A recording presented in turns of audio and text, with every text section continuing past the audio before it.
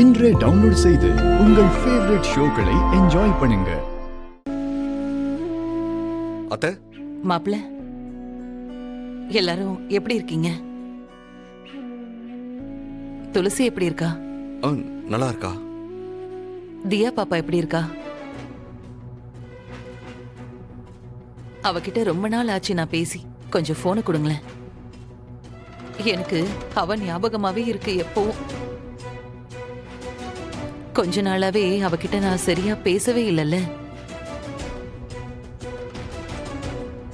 அதனால என் மேல அவ கோவமா இருப்பான்னு நினைக்கிறேன். கொஞ்சம் போன் கொடுங்களேன் அவகிட்ட, நான் பேசுறேன். அத்தை, பாப்பா. மாப்பிள்ள, என்னாச்சு?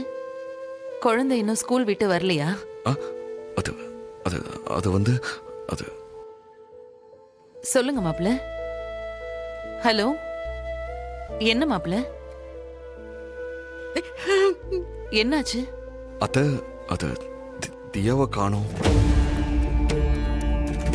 என்ன, தியாவை காணோமா? ஆமா. ஏன், என்னாச்சு? எங்க?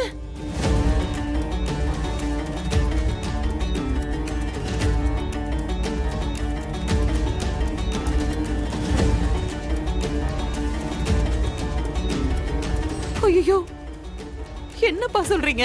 அத்தை இருங்க, நான் மேடம் கிட்ட கொடுக்குறேன். மேடம், அத்தை. துளசி, தியாவை காணோம்மா. என்னாச்சுமா? எப்படி நடந்தது இது? ஐயோ, எங்க போனானே தெரியல. யாரோ அவளை கடத்திட்டாங்கம்மா. அவளை எப்படி கண்டுபிடிச்சு கூட்டிட்டு வர போறேன்னே தெரியலம்மா. யாரு? எங்க? ஐயோ, அவ என்ன நம்பி வந்தவம்மா. நானே அவளை தொலைச்சிட்டேம்மா. சரி, அவளுக்கு எதுவும் ஆயிருக்காது, நீ அழாத. மாப்பிள்ளை கிட்ட போன கொடு, நான் பேசுறேன்.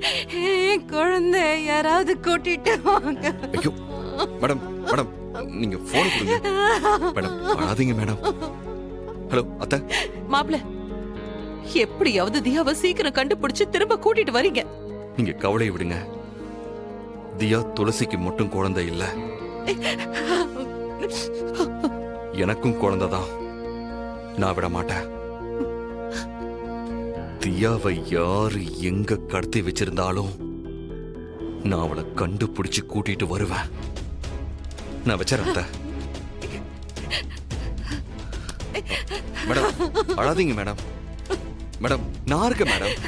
தியாவை உங்ககிட்ட ஒப்படைக்க வேண்டியது என்னோட பொறுப்பு. ப்ளீஸ் அழாதீங்க மேம்.